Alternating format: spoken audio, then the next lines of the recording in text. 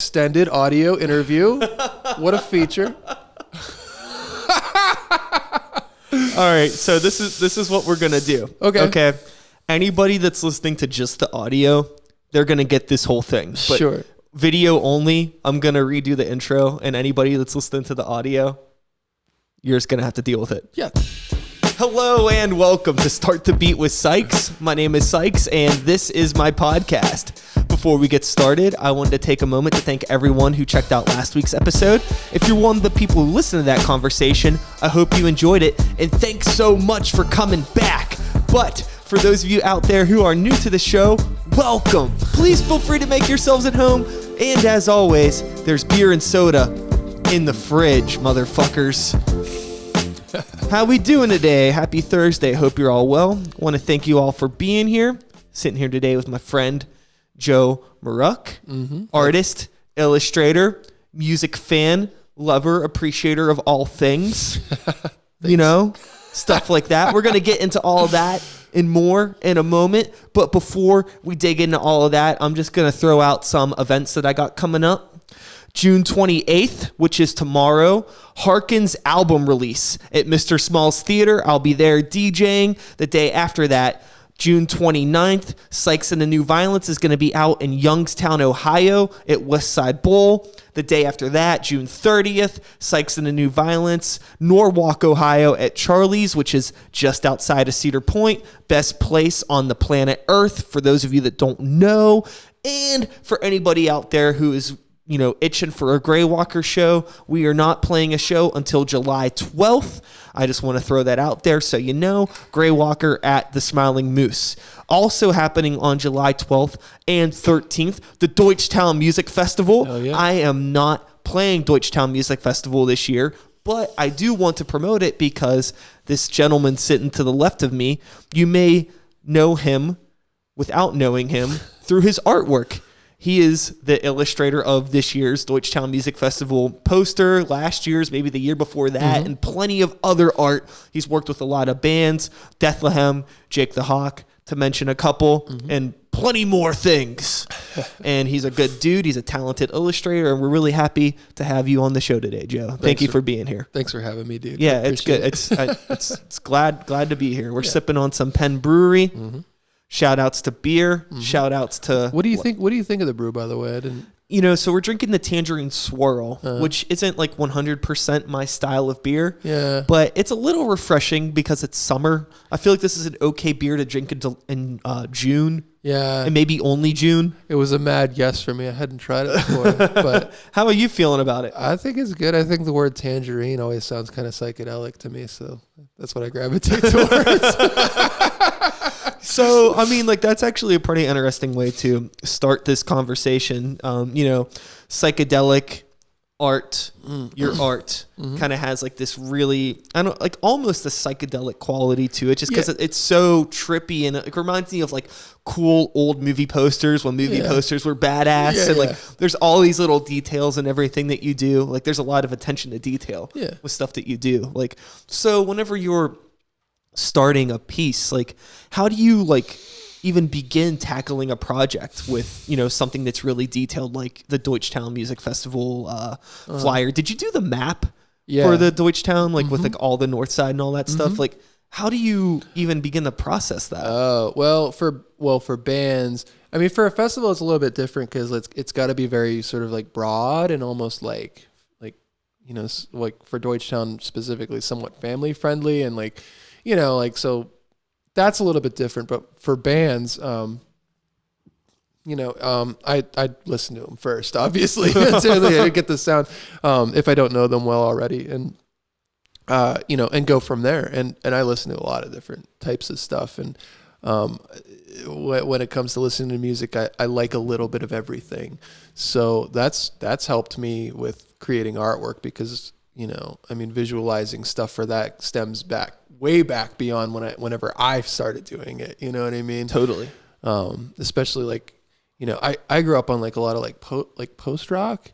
I'm wearing a Godspeed You Black Emperor shirt right now. So but it's music. It's kind of cinematic and instrumental. And I would always just just have a blast sort of imagining like what things would look like behind something that was a little bit less verbally descriptive, you know.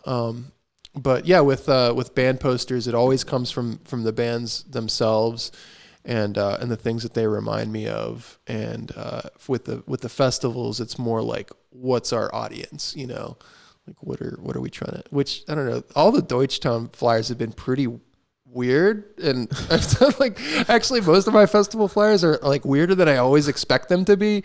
Like my last, like the one that I just did was like it was like a boat and a plane and a castle like put together, but it somehow just like worked as this like sort of all-encompassing image. I don't know, but some work better than others, but yeah, just always with the sound in mind first, I think, and I guess like the marker, you know. Totally. So you went to school for art, so this wasn't like you kind of took a somewhat professional approach into this world, right? It's not really like the degree. Well, yeah, so I did.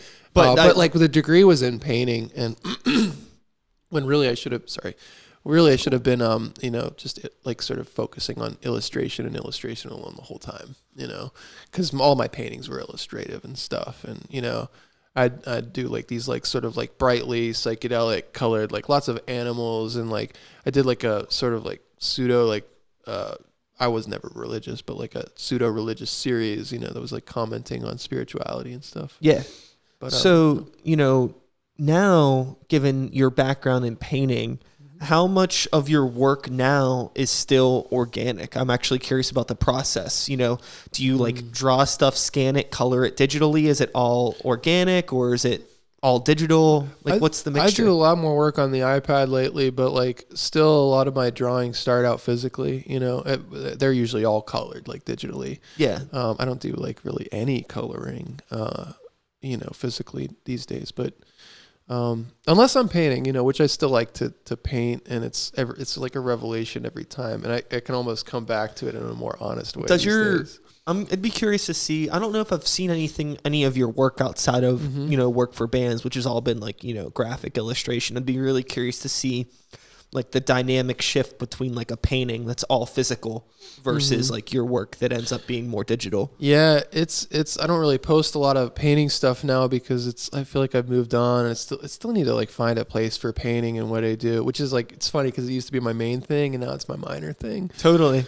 I feel like you could like, do you ever think about doing any like murals or like big work? Yeah. Yeah. Or have you? Yeah, I've done a few murals. I've done, not a lot, but like I've done a mural for the Driftwood Oven Pizza company on Butler Street in Lawrenceville, which was like, you know, it was like a half pizza, half Pittsburgh shape.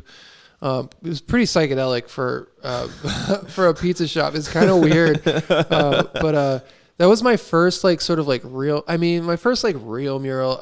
One of my very first commissions ever was like I painted 4 walls of a video store back in high school, just like a bunch of like famous like movie characters and stuff. Okay, but it was before I even painted, so like it was pretty haggard. But you know, I've gotten a couple things since then. Like I did like a salon, like the walls of a salon. My friend's parents' salon after the Driftwood Oven, and I might be working with a new brewery on the south side who has their building sort of like adjacent to the clock tower building. They have like a whole parking garage that they're sort of converting into a brewery now. Oh, no shit. Yeah. That's super cool. Yeah. It's going to be called A&M Brewing. Okay. Yeah. Wow. There's so many breweries in the city. I know. It's like exhausting. And this, I know. But I mean, you know, they seem to be doing well. Like even like for the ones that sort of like, oh, this is not yet another brewery that opens. It's like, say for example, like Cinderlands, like that one was just like a couple of years ago. It's like, oh shit, like another brewery in Lawrenceville, and it's like, oh, they're doing super well. They even have like, you know, like they just opened a new location in the Strip District at the old Spaghetti Warehouse, you know. So I think there's more than enough people that are interested to keep it going. For now, anyways, we'll see how that works out. Yeah, I mean, I'm glad it's beer because I like beer, and you know, it you know, it could be something less interesting, I guess. Sure. Yeah. More beer, less sports. Yeah. Are you a sports guy? Not at all, really. Yeah. I mean, I'm glad when my city gets behind their shit, but Yeah, like, totally.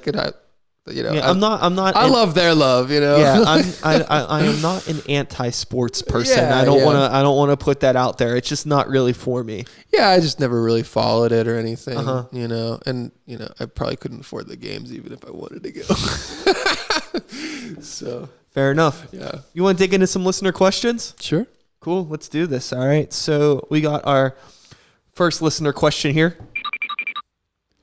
Oh. Corey Bernazzoli, which you still haven't told me how to pronounce your last name. I'm assuming that's it. I'm not too bad with last names, but Corey writes in a lot. Favorite Sega Genesis game.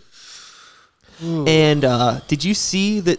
They've done like the Nintendo Mini and the PlayStation Mini. Yeah. They just announced the Sega Genesis one. Yeah. And yeah. like they finally put out the full list of games for it, and Oh, it yeah? looks so badass. It's like like all the main ones. every game I could ever want for Sega Genesis is Yeah. on this fucking thing. Well, that's good because to be honest, there's probably a lot of Genesis games that you wouldn't want. So Yeah. at least they just like knock those out. Yeah, no, they did a really, really killer job with it. Yeah. So I'm definitely gonna get one whenever it's released. But to answer the question, favorite Sega Genesis game, I never beat it, but I was always really partial to that Comic Zone game. Comic Zone. I'd never heard of that. Oh, dude, it's killer. So it's like this video game. Basically, like you're like playing in a comic book, and like you're jumping between like the comic book panels as you play. It's like a beat 'em up. Okay. All Yeah. right. Okay. Yeah. There were a few games like that. I remember there was like that Spot Goes to Hollywood game that 7-Up put out. Okay. It was like kind of comic book esque. What about you? You got a favorite game on there? My favorite game. I was an owner and lover of the Sega Genesis, and I would say my favorite game was one called The Haunting. Okay. I never heard of that. Yeah, it was it was a weird game. You played this like poltergeist, and like the poltergeist would what was this? This is Comic Zone. Shoot. Like, oh man. Yeah, check this out. It looks like a lot like a comic. Oh yeah, it's awesome, dude. I'm gonna Whoa. get the can we get some volume going here? I don't know if there's gonna be volume on this. That looks really good. That's honestly one of the best games. Yeah, but you see how like it's jumping between the panels and stuff? Yeah. No, I mean, it's that's like way more like it than anything. Yeah, that like the way he's like hanging down. It's a really cool, Yeah. clever platforming beat 'em up game. Really like one of its kind, hard as fuck, but definitely like a standout game on the Sega Genesis. And it is on it's going to be on the Sega Genesis Mini. Yeah, you could tell a lot of like meticulous production design went into that shit. Yeah, it's awesome. Yeah. And it was one of those games that like whenever you bought it, it came with a CD and it had like a sick soundtrack. Wait, know? this was on Sega CD. No. It was on Sega Oh, Genesis. okay, gotcha. But Yeah. it came like the box came with a compact disc in it. Like they're like, listen, like we're really proud of this. And Yeah. we want you to. Was it cool? Was it a good soundtrack? Yeah, I think it was like a bunch of rock bands. If I'm not mistaken, I'm actually. But like digitized into what is it like Bit Crusher level? Oh yeah. But I think that hold on one second. I'm actually gonna pull it up. And then what was that game you were talking about? The Haunting? It was called The Haunting. Yeah. You start as this poltergeist. I remember the guy's name. I think they wanted a franchise, but it never really took off. His name was Polter Guy, and you haunted these 4 houses and you terrorized this family as they got so sick of one house they moved to the next, and then you would just move along with them, and But you would collect ectoplasm after they got freaked out by like making their furniture haunted and shit. It was awesome. Oh yeah, where is it? I got it. Oh fuck yeah, I got it. Yeah, I haven't seen this in years. So yeah, this is like the full playthrough here. Yeah. Here, let's skip up a bit here. Let's see what's going on. Yeah. Okay. Oh yeah, there were these like in between zones where you're just like underground for some reason. Yeah. Yeah, there were these floating heads that would come after you after a certain amount of time, and it was like legit like kind of like stressful. This looks sick. Dude, it was awesome. I wonder if this is on the Sega Mini. I'm actually going to look it up now. For those of you that are only listening and not watching, this is only more of a reason for you to, get off your ass and get on YouTube or Facebook and watch the fucking podcast, because we're doing a lot more video stuff now. Let's see here. Okay, I got the list here. I'm trying to look it up. I don't think The Haunting is on here, but I also don't know if this is the full. Oh yeah, it says. What's that a list of? It's the list of all the games on the Sega Genesis Mini.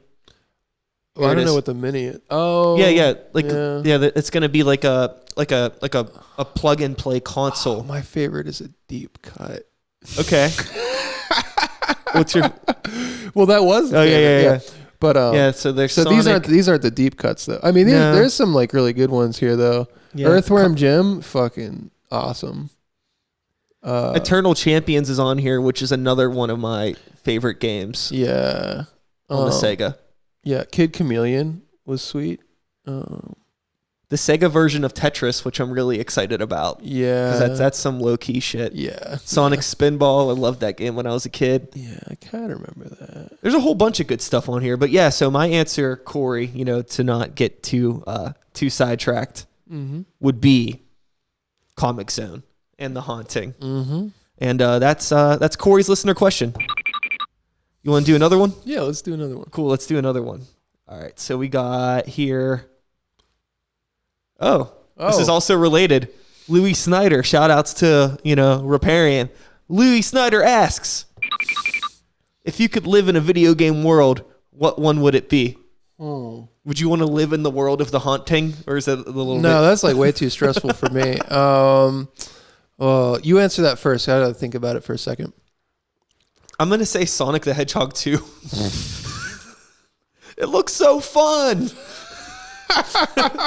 Like you're just on vacation all the time. Yeah. Yeah, I mean, that's cool. I would have to say, this is my nerd coming up, but Final Fantasy X, because all the beaches. But we're not talking about Sega anymore. I'm an asshole. It could be any video game. Yeah, I'll take Final Fantasy X. Yeah, sure. Oh, even Final Fantasy 7. Yeah, it's tight. Midgar. Nah, well, I'm into like. There's a lot of oppression in that world. Yeah, I'm into it.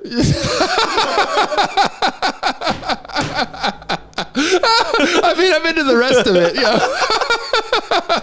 No. I loved that game. Oppression.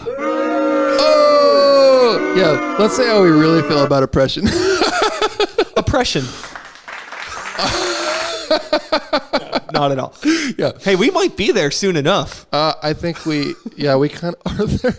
Yeah, the class warfare. Yeah, it's yeah. But yeah, what an inspiring series of vistas. Yeah. Was into. Yeah. Yeah, I liked Final Fantasy X a good bit, even though that was the one with Titus, you right? Say a good bit. Like, Titus was a little bit whiny. Like I don't think I liked the gameplay a lot. Yeah. Like all the mechanics and everything was really cool and it looked gorgeous. That shit was one of the fucking best games ever made. Yeah, I wasn't like completely engulfed in the story, but I liked it. Yeah. Yeah. What about remember what was it 10-2 that was like the oh yeah. We're not going to talk about that.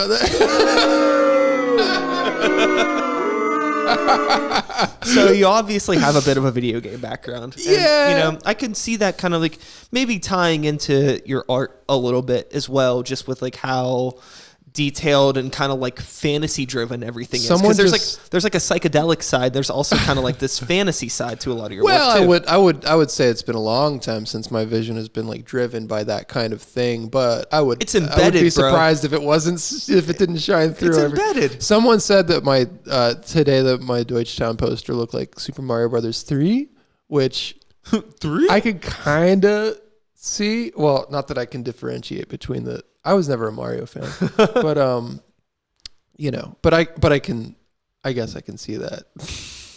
Totally. But yeah, I don't know, just like anything that required like imagination. I was super into Silent Hill when I was in high school. Like fuck, like I was super into that game, and I was into all kinds of like horror stuff and like, the macabre shit. Silent Hill was awesome. Yeah. I really, really liked that game a lot. And did you ever play a game called Clock Tower? Oh yeah. Yeah. Yeah, that was a creepy game. Yeah. Clock Tower is fucking sick. Yeah, dude. but which is the sickest for you? Did you play like the first two? Yeah. Okay, so I don't think I ever played the second one. Yeah. But I played the first one. Yeah. And the third one. Yeah. The first one's where it's at, dude. It doesn't. Yeah, It it is doesn't point and click adventure. Yeah, for those of you that have never, I'm not going to pull up footage of this. Just look it up if you're curious.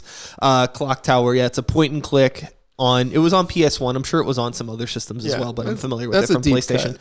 And yeah, that game is so ridiculous. Scissor Man. Yeah, just cutting people in half and shit. My favorite move in Clock Tower is when you're in the bedroom and you can point and you can click the bed sheet and throw the bed sheet on top of him, and like he gets stuck in it, and you can get away that way. Like he has big scissors. You don't have any weapons in that game. You just have to hide.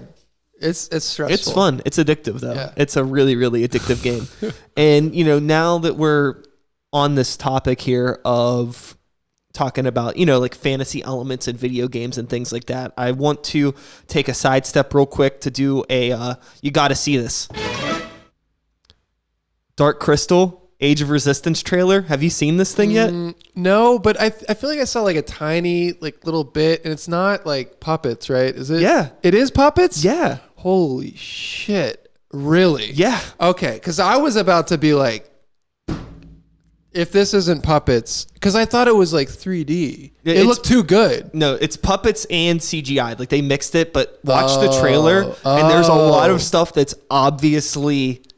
Obviously. Okay. Yeah. Wow. Obviously puppets. Wow. Jim Henson is smiling in his grave right now. Yeah, it looks awesome. I'm really stoked for it. And if you haven't seen the trailer for the Dark Crystal Age of Resistance, it's on YouTube now. I don't know when it's going up on Netflix, It's but a if you show, haven't, right? Yeah, it is a show. Yeah. It's a series. So if you haven't seen it, you got to see it.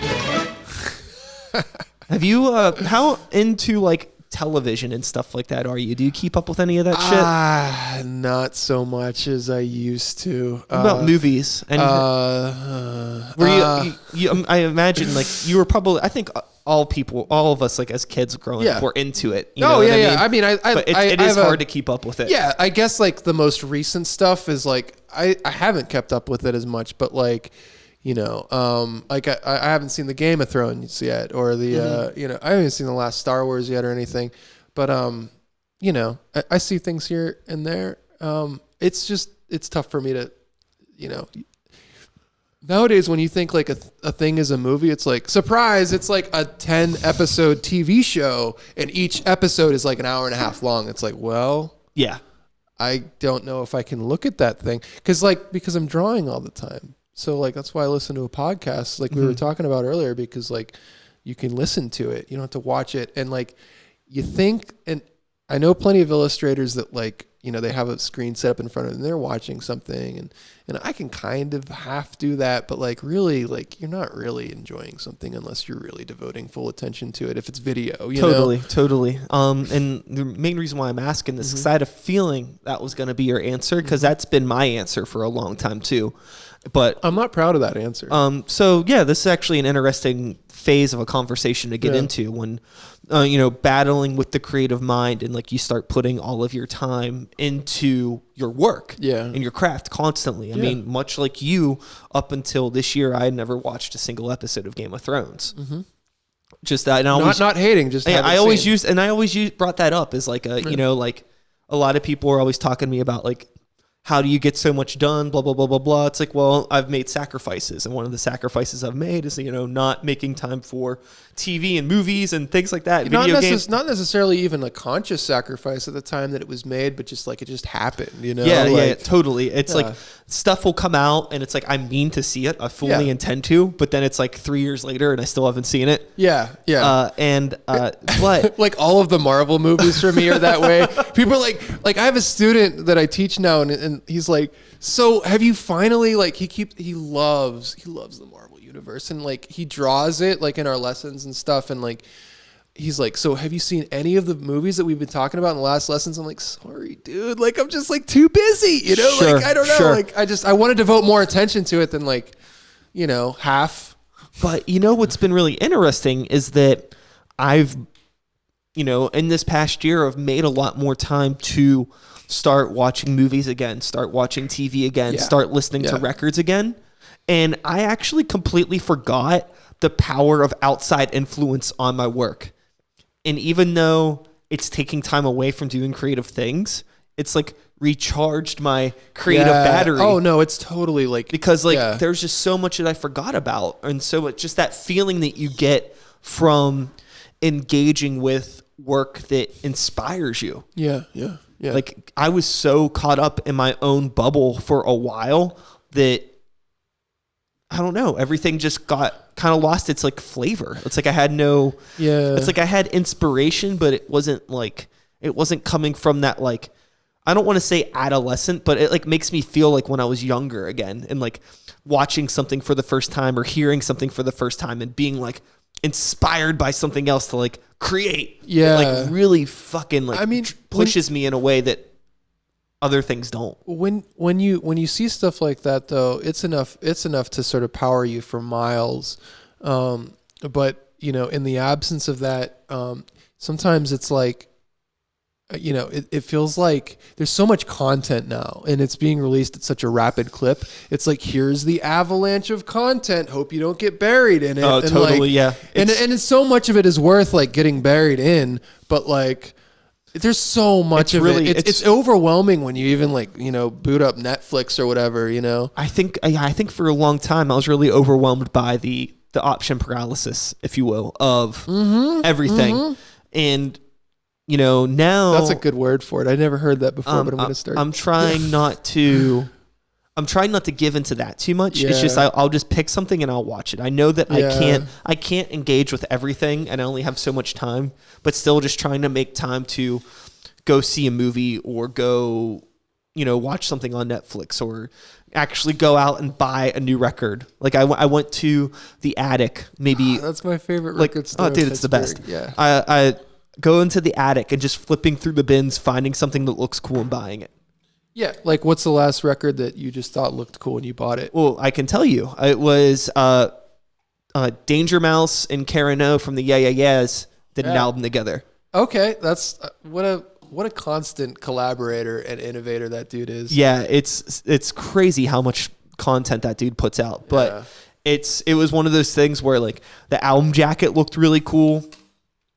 And I looked, and then on the side, I saw Danger Mouse. I was like, huh. And then I saw Karen O, and I was like, oh, I'm buying this. Yeah. Like 1,000%. Like, I've always been a fan of Danger Mouse. And, I mean, not Yeah Yeah Yeahs nowadays, not so much, but their first two records are fucking awesome. I love those albums. Familiar, but dude, they're killer. I think you would like them. I'm like, sure I would. It's just like, I don't know. Like, really good, just young attitude, kind of punk, kind of rock, but not punk rock. What other kind of stuff have you been listening to lately? So my music tastes kind of like jump around all over the place, and this would actually be a really good time for me to do real quick. You got to hear this.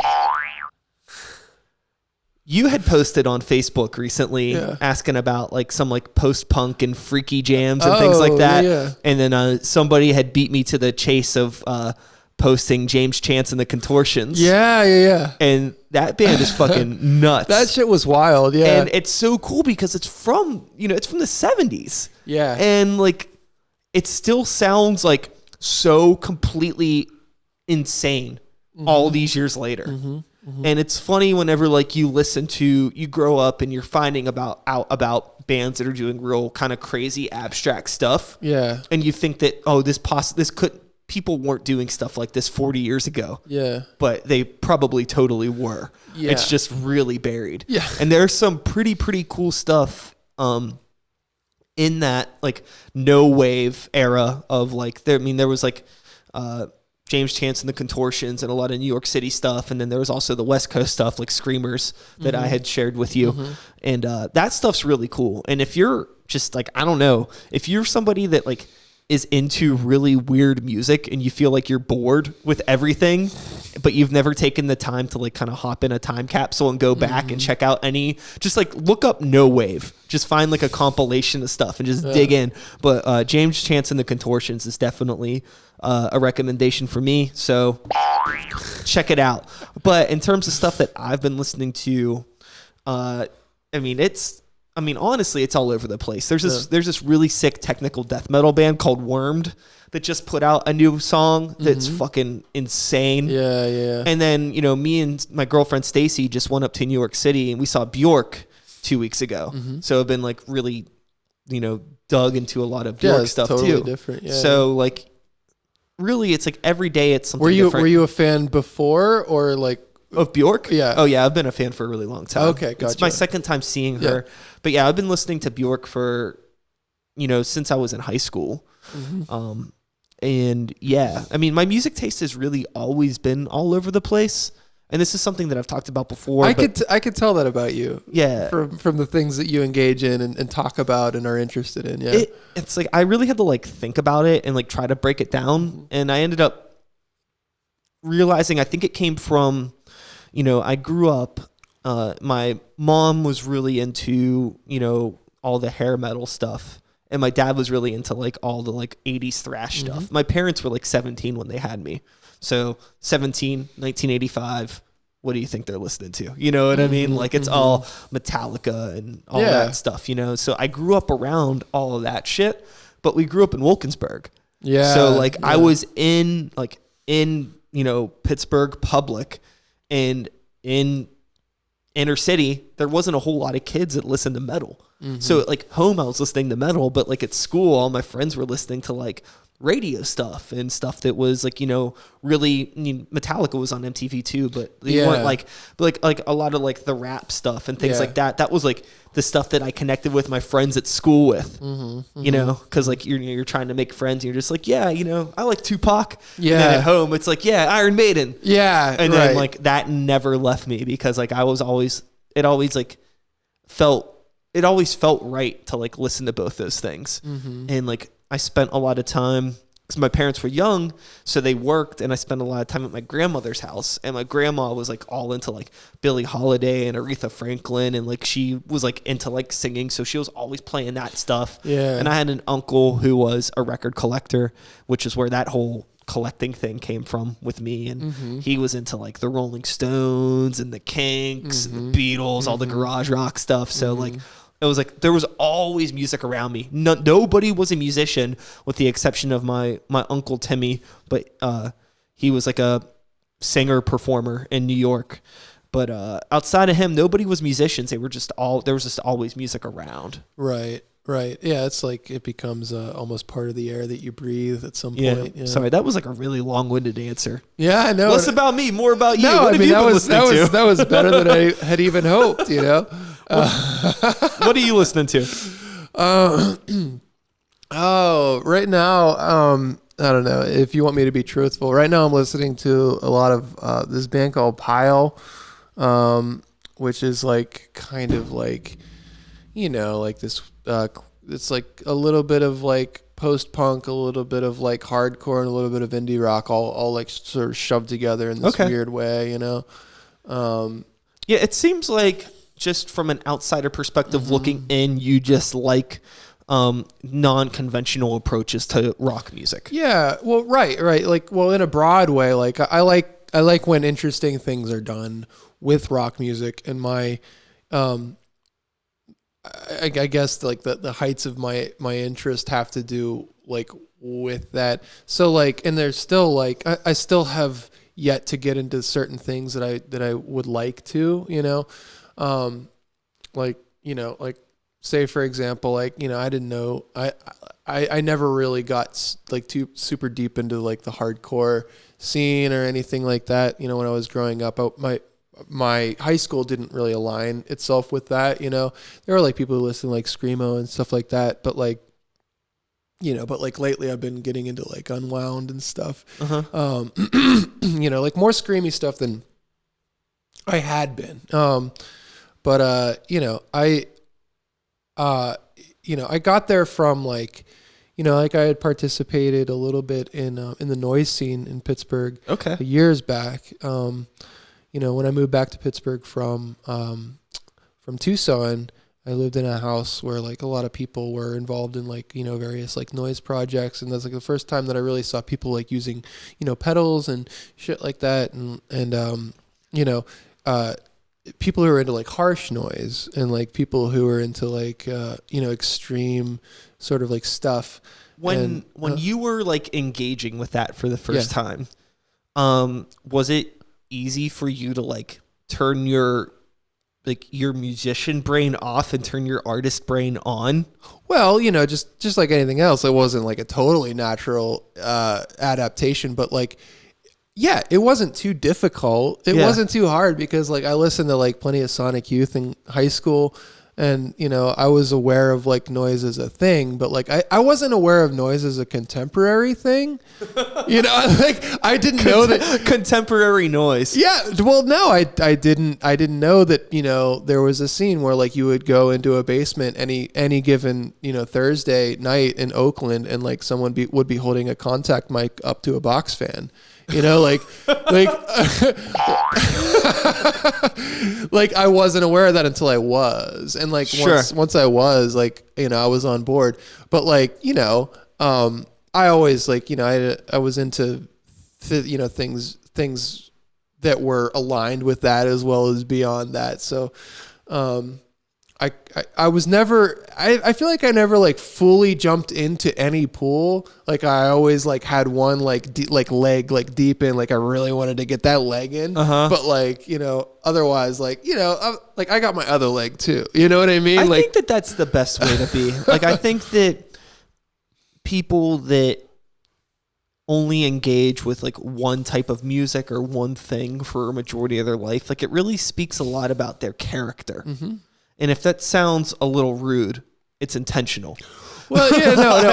I just think that like, there's so much out there to not like, I think the idea of like just fully committing to anything and not always just being like, just like, what's this? What's that? Like engaging in new experiences, you're really missing out. Well, yeah. And in the pop world, which is like just about as far from, abrasive on like borderline unlistenable edge music as you can get. I mean there's so much that can be embraced about that, and if you could sort of like straddle the two, like I think that there's just like a lot to be mined in the worlds of both. And I've been finding, I guess, thinking about like the other stuff, like I've been finding more in the world of discordance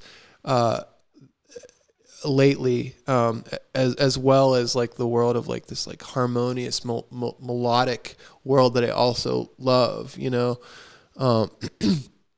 it kind of makes it can make you feel like you're going crazy at certain points, but like if it works, it works, Sure. If it's like hitting, it's hitting, and sometimes that's what you want to listen to. Yeah, I mean, there's a time and a place for everything. I think that with noise stuff. Mm-hmm. Specifically, it's very performance driven, and I think a lot of it has to do with being there in the moment, being able to actually be in a space and actually feel it and see what's happening. Yeah, so much is about the performance aspect. It's really like it's something that if you're able to open up your mind to expand multiple senses to engage with it simultaneously, then I think you can really understand the purpose of it. But it's also like easy to like sometimes like over intellectualize it. Yes. You know what I mean? Like, totally. Which is like, I can see like the sort of like relief. Like, yeah, we all know that too. Like, like you know what I mean? Yeah, totally.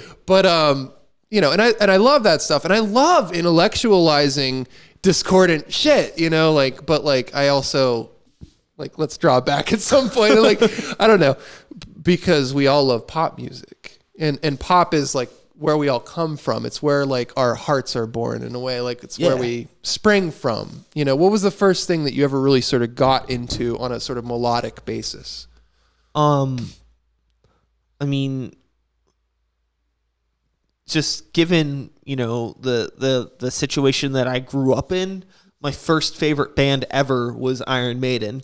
Okay, that's pretty badass. And then it shifted to Green Day, Yeah. to the Smashing Pumpkins, Okay. Yeah. to Incubus, Yeah.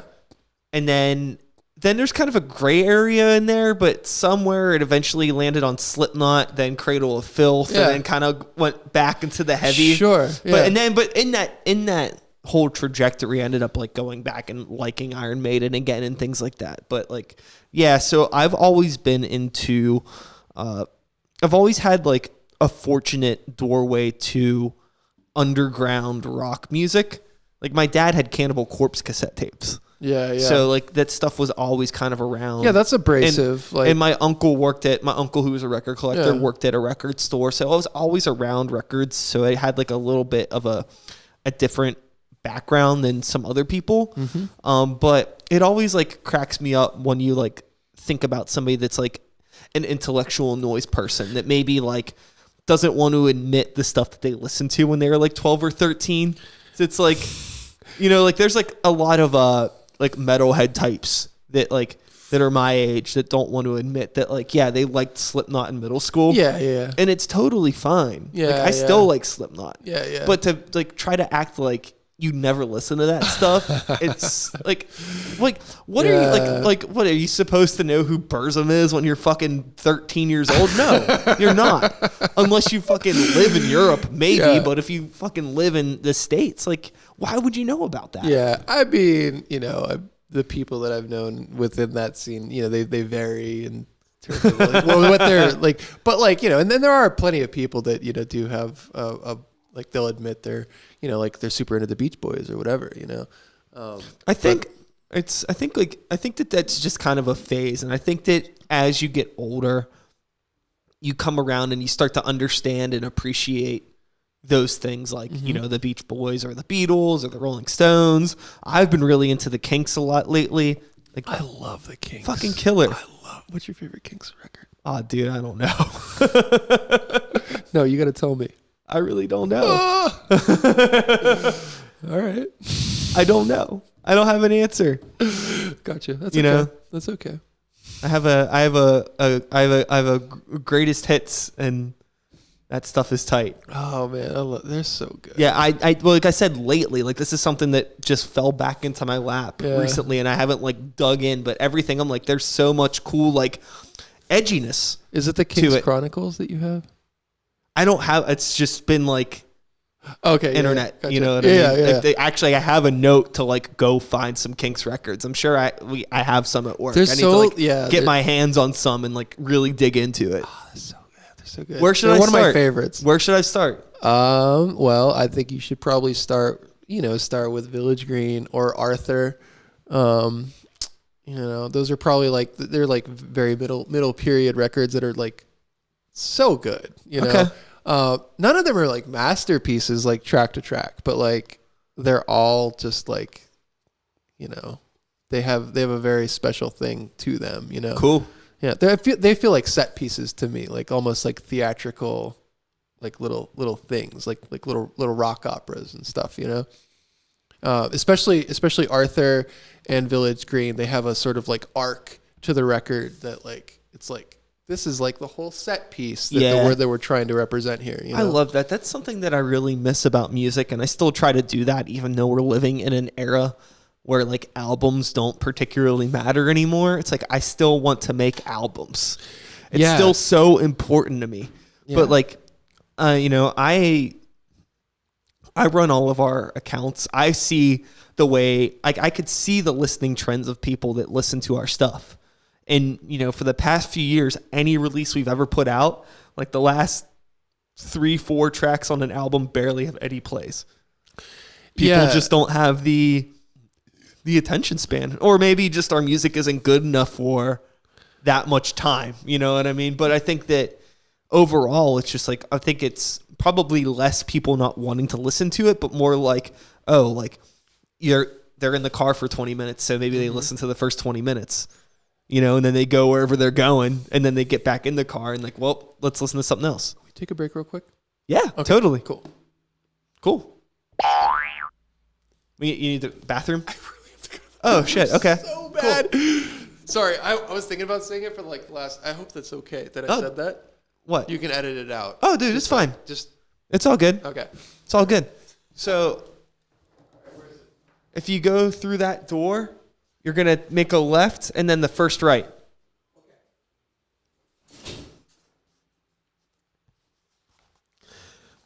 So Joe's going to the bathroom. How's everything going at the new space, guys and gals? If you're out there, leave a comment. Let me know. Still working things out. I don't know if you've probably caught me like fussing with the laptop over here. There's a lot of things that are different. And even though, this is episode 200 and whatever, it really feels like I'm just starting all over again because of how different everything is set up here. And this is the first time that I'm recording with this new device here, the Rodecaster, podcaster thing, whatever it is. I never used this before, so I'm trying to navigate this and all this different shit on the computer and this fucking screen and the camera. I need a producer, probably. I need somebody to come in here and help me do all this shit. That'd be nice, right? So yeah, let me know if you have any suggestions, any comments, questions, or concerns, things like that. Whenever Joe gets back in here, I'm going to talk to him about food. We're going to talk about food. I had a really good dinner. Stacy made some killer food tonight. It's pretty awesome.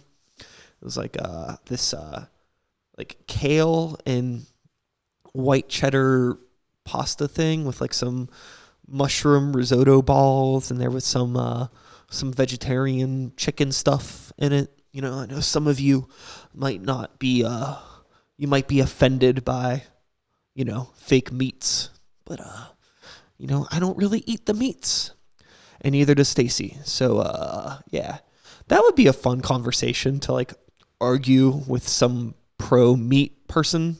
I don't know anybody like that. We're talking about food. I'm just talking about food over here. And I was talking about it'd be fun to have a conversation with somebody that's like abrasively against a vegetarian lifestyle, just because I would like to communicate with them. I'm vegetarian. My girlfriend is, and I was just talking about the dinner that she made earlier. How are you with food? What were we talking? Were we talking about anything important before you went to the bathroom? I'm not good at making food, but I like food very much. Very much. You know what? That reminds me of something. Yeah. You got to eat this. So, Target, it is a store. Everybody's familiar with Target. Mm-hmm. You've heard of it. You've seen it. You've probably been to it. Mm-hmm. Target has a brand called Archer Farms in their grocery department. That's kind of like, it's Target's brand without saying Target. Sure. So Archer Farms has this salsa, and it is the best store-bought salsa that you can get anywhere. Okay. I will go. I am team Archer Farms in terms of their salsa, 100%. And if you have never had it, you got to eat it. It's really, really good. I definitely suggest the fire roasted habanero, but it is a little spicy. If that's too much for you, the pineapple peach is clutch. Do you like salsa? Oh yeah. You can't leave me around salsa. Don't if somebody has a party, there's like salsa and chips out. Like yeah. No. Yeah. No. Don't even fucking come talk to me. It's like the salsa's done. That's it. I fucking love salsa. Yeah. No, I'm the same. I'm the same way. What's your absolute favorite salsa? I don't really know. I wouldn't say I have a favorite salsa. That Archer Farm salsa is pretty good. I would say the fire roasted habanero Archer Farms is my favorite salsa. I could just go to a store and buy. Yeah. But outside of that, I don't have a favorite. Yeah. Do you have a favorite? Salsa.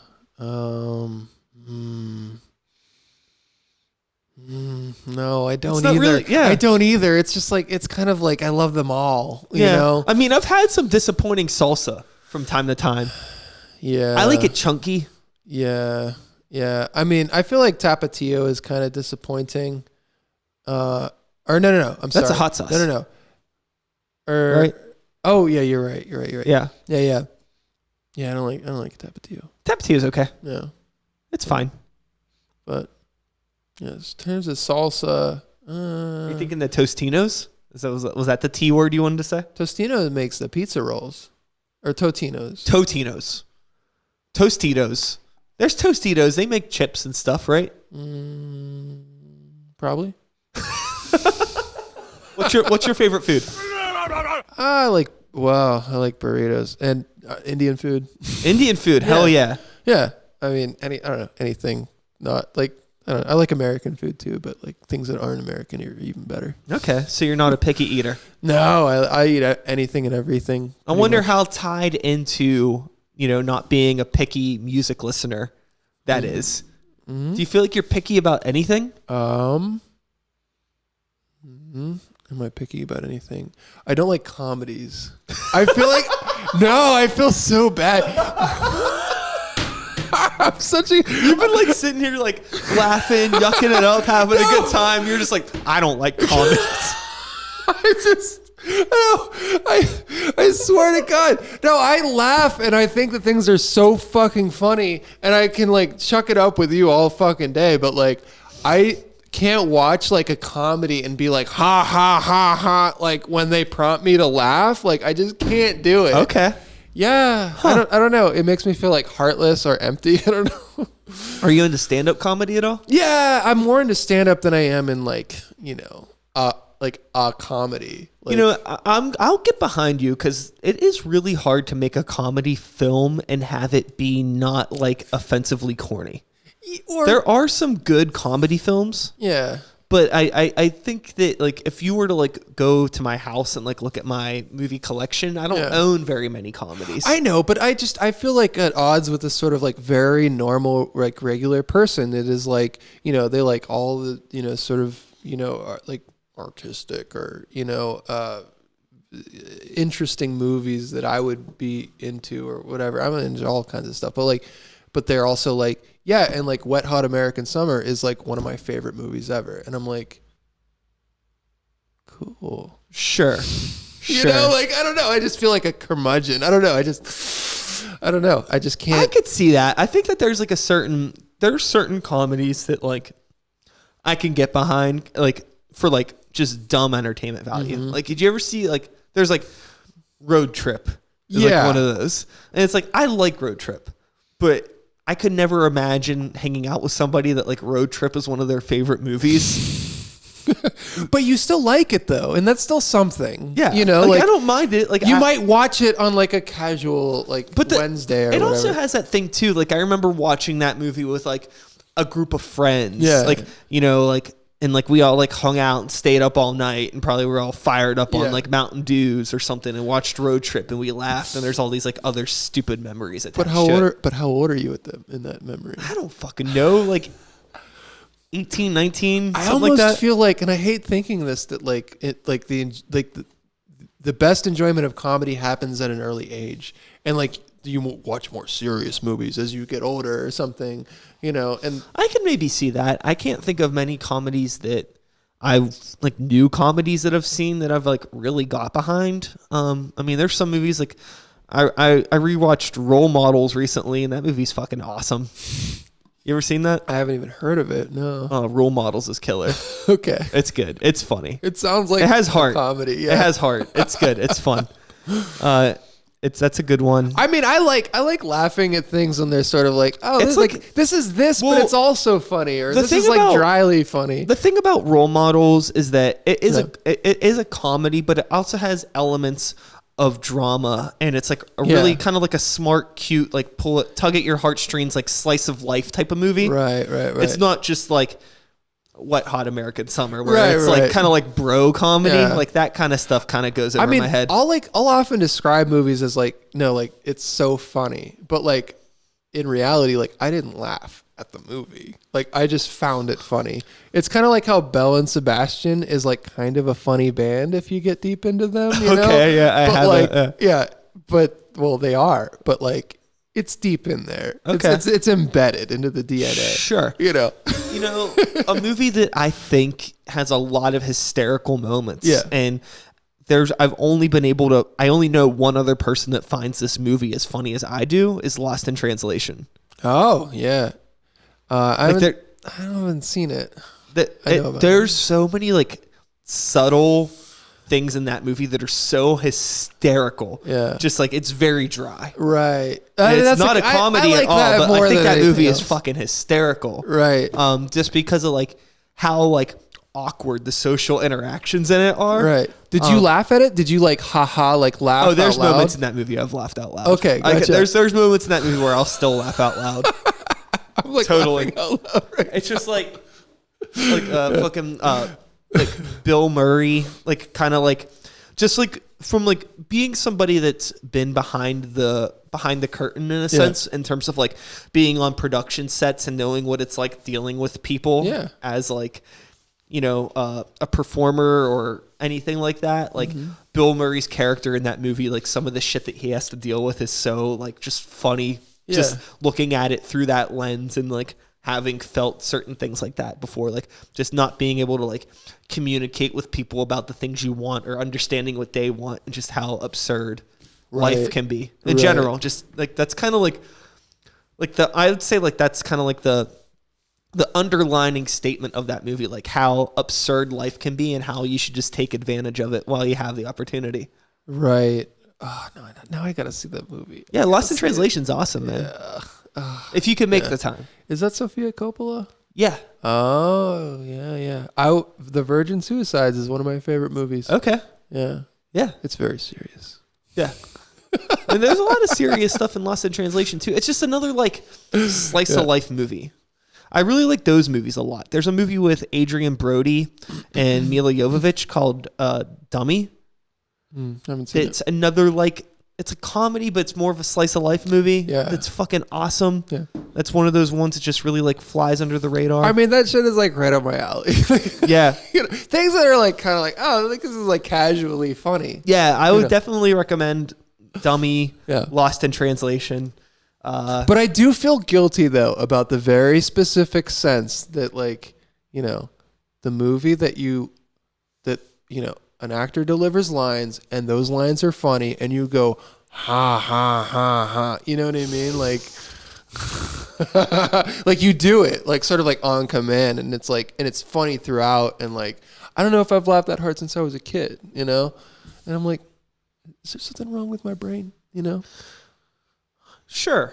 I'm trying to think if there's been a movie that I've watched recently, like in the past decade of my life that like I've like really maybe I'm not the only one that I've really yucked it up at. Yeah. And I'm not too certain. I mean, like there's definitely like going back to role models. That's probably like if I was gonna like throw like a favorite modern comedy out there, Role Models is probably at the top of the pile just because it's like it has like it's so it's like a really like wholesome story, but like it's really funny and like, you know, it involves like rock music, it involves LARPing, it involves like all these other like, so it like picks on like, you know, like Kiss plays a big part in the movie, the band. And then like, you have like all the nerdy LARPing stuff. So like that, it tugs on like the pop culture strings a bit for me.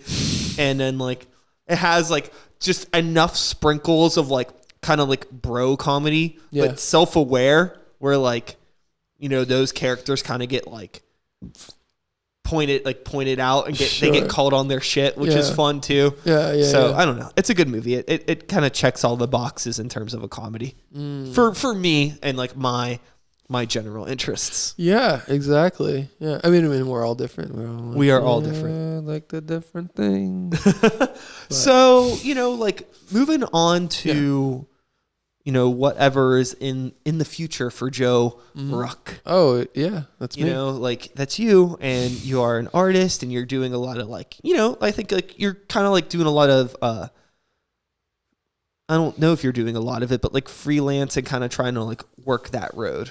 Right. So, I'm trying. What's on the horizon, bro? So I gotta be doing some books. I feel books. Yeah, like sort of like children's books, and like I used to write a lot when I was in high school, and I used to think that I was going to be a writer. You know, before I thought I was going to be an artist, before I even went to college. And I need to sort of like realign myself with that a little bit. Because what I want to do with art is has always been sort of inherently narrative, I think. And I think that's what if people like anyone likes my posters, I think the narrative quality of them is one of the things that is appealing about them. So I'm trying to get like some stories going and, get some, and I have things in mind, and I just need to find the time and the sort of financial balloon to carry me there. Because, I'm lifted aloft by my commissions alone. So I need to, it's sort of like a scheduling thing for me, scheduling time to make time for personal projects, which, but that's like a personal project that could become like fruitful. Yeah. Yeah. Well, it's kind of like where I feel like that's where I want to end up. Okay. I love making posters and I love working with bands, and I probably always will. But there's a ceiling of sorts being in that world. Well, no, it's not even that. It's just like I want to tell more. I have more of a story to tell with the things that I can draw. And I can imagine a lot of the stuff is like, it's just like, oh, you're just doing art for somebody else's thing. It's not like, oh, like this is me. Well, it's both though, because that's the wonderful thing. This is like a really key sort of like thing to talk about, but like one of the incredible things about being an illustrator for bands is like you get to be you and them at the same time. You get to be your voice in their throats or something, or what you imagine your voice in their throats to be, And I don't mean that to sound like it's definitive, because it's not, Yeah. If a band employs you for your work, like it is not necessarily 100% representative of that band, but like it's the artist's challenge to try to get as close to that as they can, whether they're, you're a normally like indie rock poster artist, like doing something for a metal band or vice versa, like you have to, that's the fun and the challenge is creating that range by getting the different projects. You know what I mean? Totally. I don't do it so much anymore, but I used to do a lot of work for bands as well. I have a visual arts background. Oh yeah? Yeah. Yeah. And I mean, I used to do a lot of work with bands, and the thing that kind of pushed me away from it was for whatever reason, kept falling into situations where people were reaching out to me because I could do art, but not because they wanted something that looked like my art. Like I imagine a lot of people come to you because you have a very distinct style. And earlier we were talking about Chris Smith, who did the Start the Beat logo. He's done work with a bunch of bands. Awesome. He has a very distinct style. Yeah. So I imagine bands reach out to him for that style. He also gets and I'm not going to say Chris Smith will not like he gets a lot of work within his genre that he is personally interested in, and he's done work outside that as well. Yeah, but I don't know if Chris is gonna do an indie rock poster anytime soon. You know what I mean? If an indie rock band asks him, I'm sure they would do it. I mean, I don't know if he's interested in that. I want to know. I respect him so much. I would love to have that conversation with him. But it does seem like, and this goes the same with other poster artists that I follow and on Instagram or whatever. Some stick to certain genres and they flourish within that sort of genre or set of genres or whatever. And some, sort of are interested in more than that and could sort of like Mike Budai, for example. Okay. Yeah. Budai. Yeah. Yeah. So he's kind of underground. I don't even think he has a cell phone, but yeah, but he's done plenty of work for indie bands and, but he's also done more recent work for stoner rock bands and metal bands and, I mean, just about anything under the sun, but he can wrap his sort of style around, anything that comes to him. And that to me is like that's something worth emulating. Totally. I think that was the thing that kind of sucked with me, was that I definitely have a visual art style, but for whatever reason, like the people that were reaching out to me wanted something like, it would be like going to get a tattoo from somebody that like specializes in a completely different style. You know what I mean? Like like asking somebody that specializes in traditional tattoos for like a portrait. Yeah. Like that kind of shit was happening to me a lot. Yeah, no, I gotcha. But what do you think it was about your style? Or I think I don't think it had anything to do with my style. I just think it had to be the circle of bands that I was connected with at the time. Okay. Yeah. And just the people that I was around and the people that were aware that I was making art. But that's still legitimate. Like, I mean, like, because you're still like, I mean, that's somewhat of a voice that you have, is your circle that you sort of continue. And I mean, like, it's evolved and it's changed. I mean, like, I still do stuff. I've done t-shirts for Penn Brewery. Yeah. I've done a ton of label art for Rock Bottom. So like I got into a lot of beer stuff. I mean, all the psych stuff I do pretty much. If you see any art around psych stuff, it's probably me. So all the art direction I've seen around the psych stuff is like really top notch, and I only imagined it was ever you.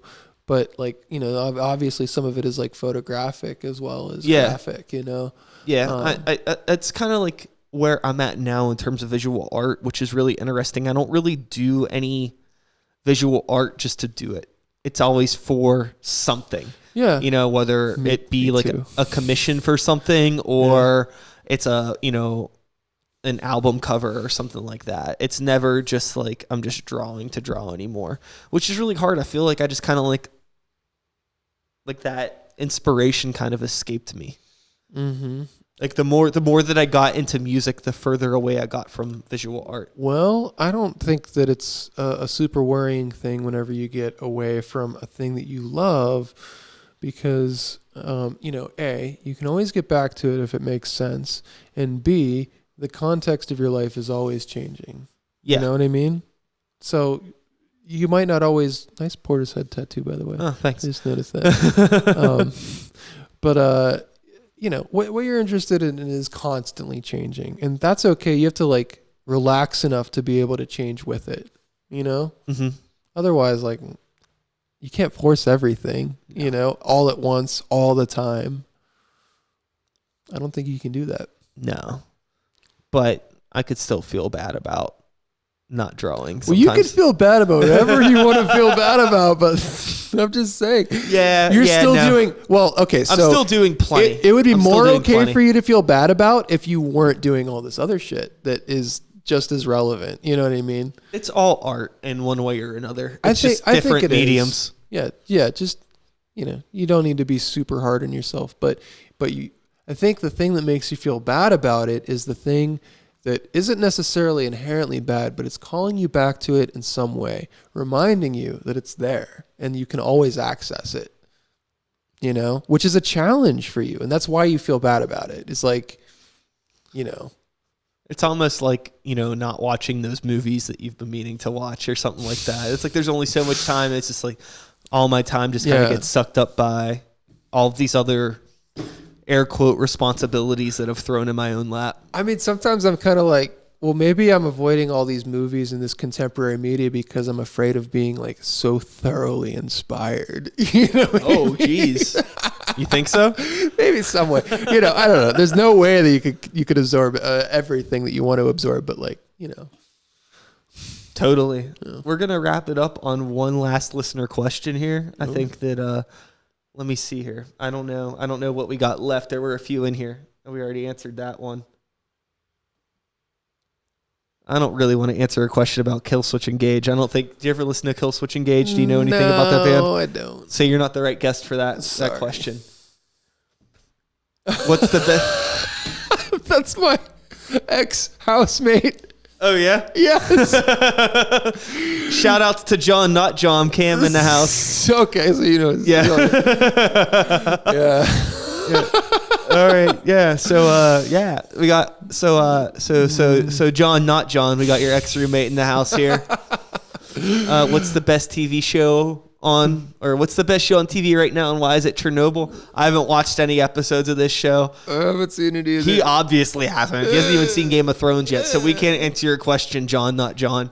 We apologize. John's a big Game of Thrones fan. Yeah. I knew he was into Game of Thrones. You know, it's actually to kind of wrap up, you know, the Game of Thrones chat here. So I had mentioned to you just a tad bit ago that I had never seen an episode of Game of Thrones prior to this year. Mm-hmm.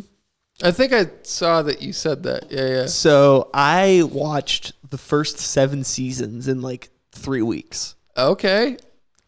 How was it? It was good. I liked it. I don't really put a whole lot of emotional investment in like pop culture things anymore. Yeah. But so I liked it as much as I could possibly like something. Okay. Which may not seem like a lot, but I liked it. I think it's pretty good. And for me to make that much time in a short period of time means that I was really into it. But the funny thing is it like, I mean, obviously season 8 is like the last season. I've only watched the first episode, and it's out. It's been done. I could watch it. It's been done for like a couple weeks now. Yeah. I just haven't watched it. You're not interested enough in it? I just feel like, well, there's 2 reasons. One is that my girlfriend hasn't watched any of it, and I don't want to watch any of it without her, because then it's going to be one of those things like, you watched a TV show without me, and I don't, you know, like. But that says a lot that you're not so engaged that you're like, I have to watch this episode. Well, there was a lot. Look, I already know what happens because the internet spoils things. I know what happens too. Fuck the internet. Yeah, dude. all those people on the internet that are like championing the fact that you should watch Game of Thrones, like everybody out there that picked on me forever. The whole reason why I haven't even bothered finishing it is because some of you fucking turd dingles have like not so subtle. You couldn't just. Thanks, assholes. It's fine. Like, I will go and I'll probably watch it, but I'm gonna need to like separate myself from it now. Yeah. Like I can't be in the moment of it, because there's like, not only do I know what happens, but everybody's like negativity towards it. Well, even if you know who's like, you know, even if like there's no spoilers, it's like if you're talking about someone in the last season, you know that they survive in the rest of the season. Sure. So well, there was thanks. there was so much stuff that like had already been kind of ruined just from like people sharing memes over the years and like things like, oh, it's like, well, like I obviously like sometimes characters would be in a situation where, are they going to die or are they not? But I already know they're not going to, because people are still talking about them. So like, I kind of fucked myself over in that regards, because like I had the internet. Well, I had taken so long to start watching the show, and like I didn't give a shit. But yeah, in terms of like the last season and these final episodes, but there is something spoiled. There is something sort of beautiful in the, you know, I mean, spoiler free, like the fact that so many people are sharing something and like in a way that spoils without them even realizing that they're spoiling. You know, they think that this is such a shared experience that they will say something that they don't even realize is a spoiler. Sure. So that's beautiful. Yeah, I mean, you can't get... Really what it boils down to is that's why the computer wasn't working. The audio wasn't working because I had this mute button on. Again, shout outs to this new interface that I'm still learning how to use. Anyways, rewind. The point that I was trying to make is that I think it's, you know, if you're somebody that cares enough to be upset by spoilers, you should just be watching it when it's in the moment. Right. You know that it's happening. Yeah. You know what time it's airing, you know when it's coming out, whatever. Like, if you're that passionate about it that you're going to actually get upset to a point that like your day is ruined by a spoiler. That's a really good point. Yeah. You need to make the time for it. Otherwise you can't get mad. Like, I know that like some people have jobs and things like that, but you also don't have to be on Facebook. Yeah. And if you're that patient. Also, it's a fucking TV show and it doesn't matter ultimately. Yeah. Like I said, like I try really hard not to invest too much personal emotion in pop culture. Nothing is worth getting super bent out of shape over if it's just entertainment. To be honest. You know what I mean? 100%. 100%. Yeah. So, really want to thank you for coming over here, Joe. I would like to thank you. It's been tight. Again, you can't really go see him play or anything, but he has art and stuff. And where can people see some of your work You can always on the talk to internet? me. So I have a website. It's www.redbuffalo.org, and my illustration company is Red Buffalo Illustration, and you can see pretty much all my work on there. So, Cool. Mm-hmm. I want to thank you for coming by to chat. Mm-hmm. And, we talked about music. We talked about food. We talked about movies. We talked about art. Everything. I mean, that's pretty much it. That's like that's all that matters. The pyramid of life. I really don't have anything else to say. We had a few beers. It's been good. Now I have to go to the bathroom, much like Joe did a little bit ago. Yeah. So let's get into my outro here. What do you say? And that is all, folks. Thanks so much for listening. Hope you enjoyed the conversation. One more time, Joe, thank you for coming over. Fist bump. I'll be back again next week with another. Actually, no. I keep forgetting. I'm doing 2 episodes a week now, so it's not even next week. I'll be back, in a few days.